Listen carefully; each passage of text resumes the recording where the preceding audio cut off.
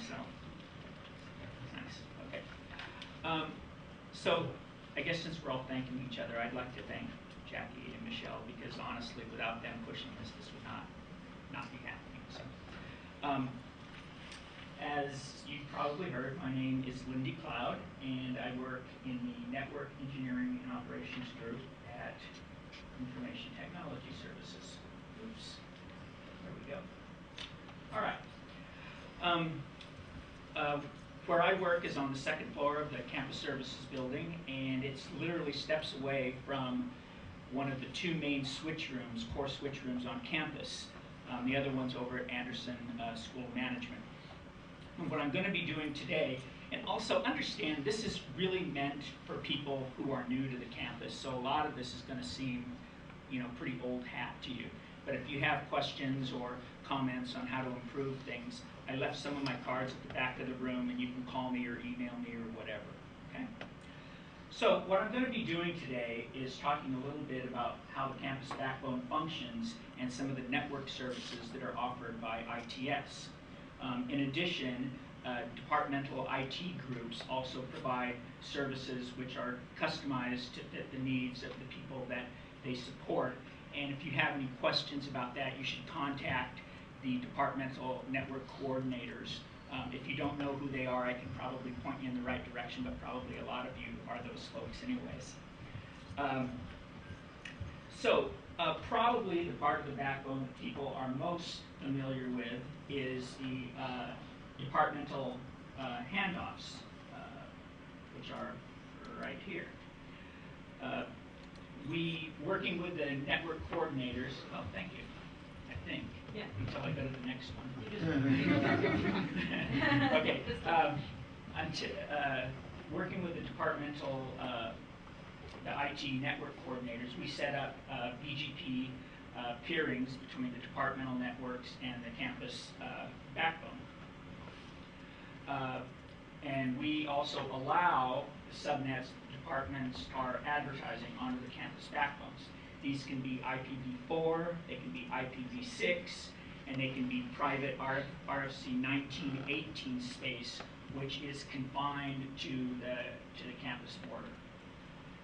Okay, you'll notice there are redundant connections there, so that if we have some sort of physical layer infrastructure failure, the subnets can still be advertised onto the campus backbone. Okay. Next, I want to talk about our connections to the outside world, which are the California Research and Education Network, or CalREN.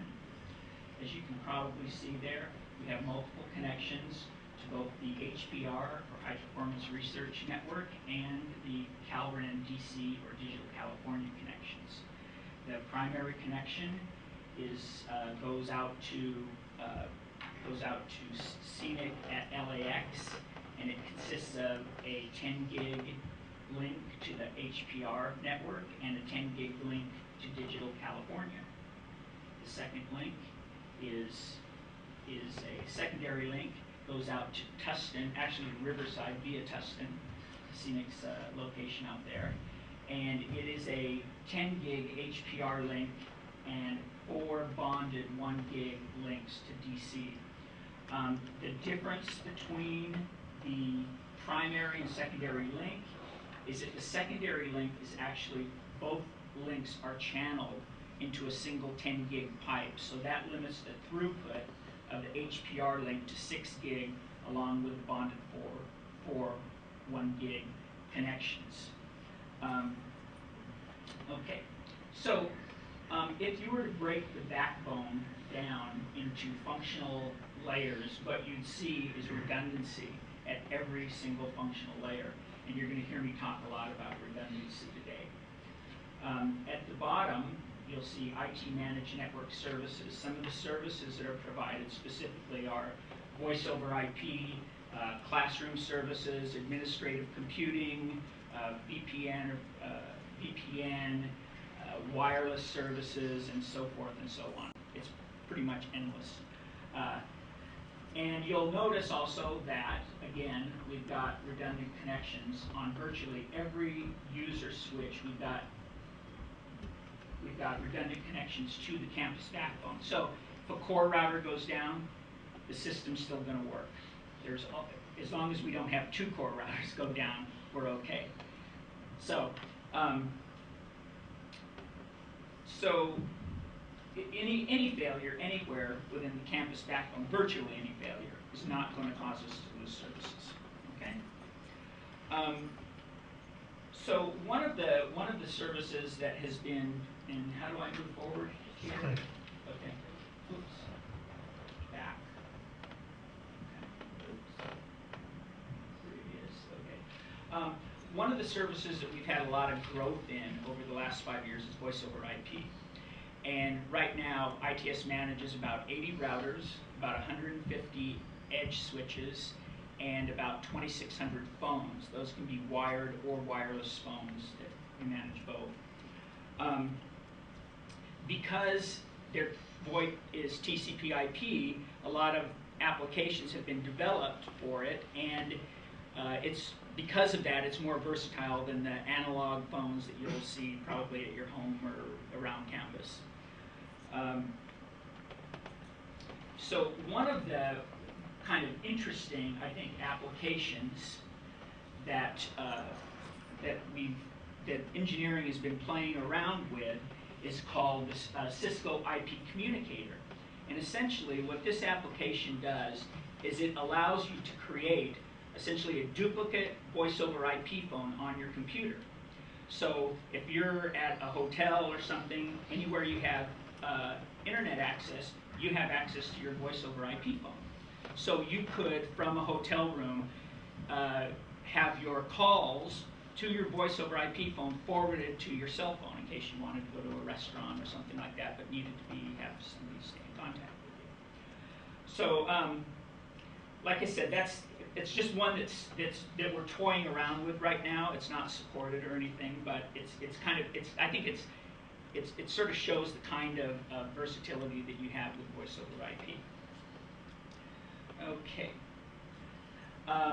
So basically, what I wanted to do here was illustrate, give a more clear example of how redundancy is built into the system.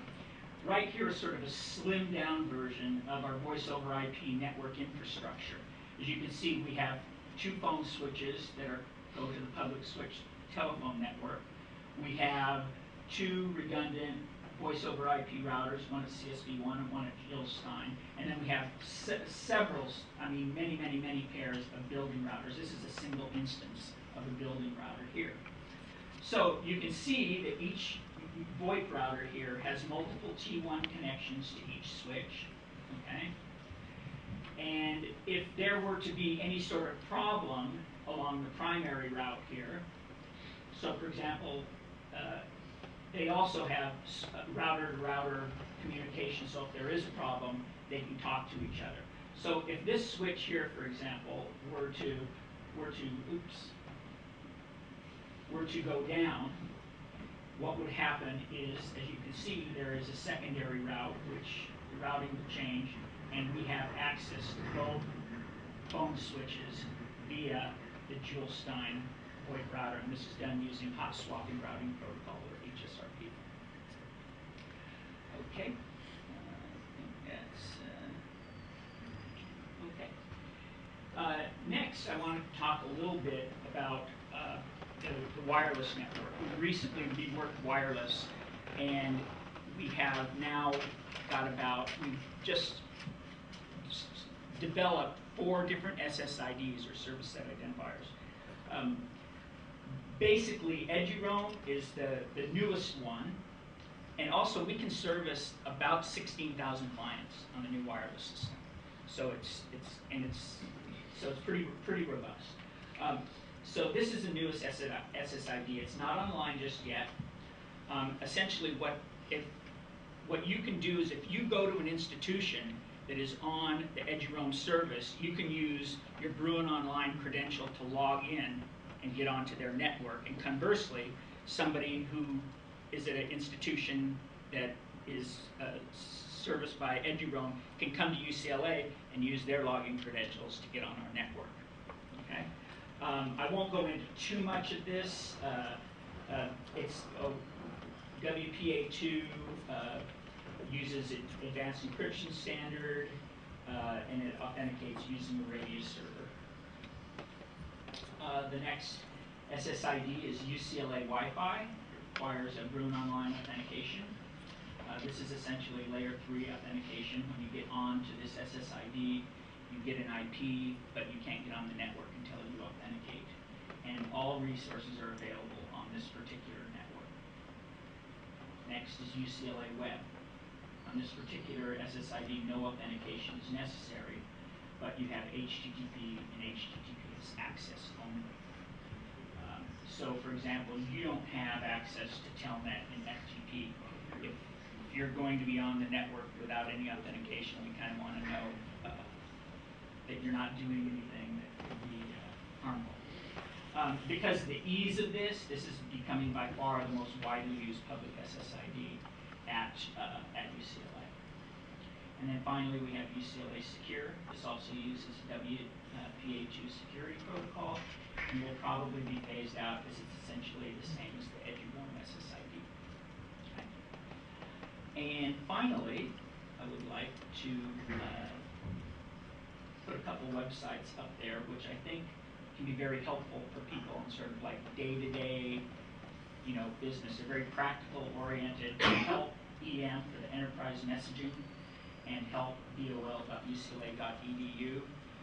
Just to give you an example of what kinds of things you could expect when you log on onto these, is that if you go to help BOL and you do a search on VPN, you'll get answers to questions such as, what is VPN? How do I install the client on my Mac? How do I install it on my Windows machine? I've already installed it, it's not working, what do I do? That sort of stuff. So, in any case, I just was skimming today over the function of the campus backbone and some of the network services offered, and I hope that I've been able to clarify a little bit and give some information on both.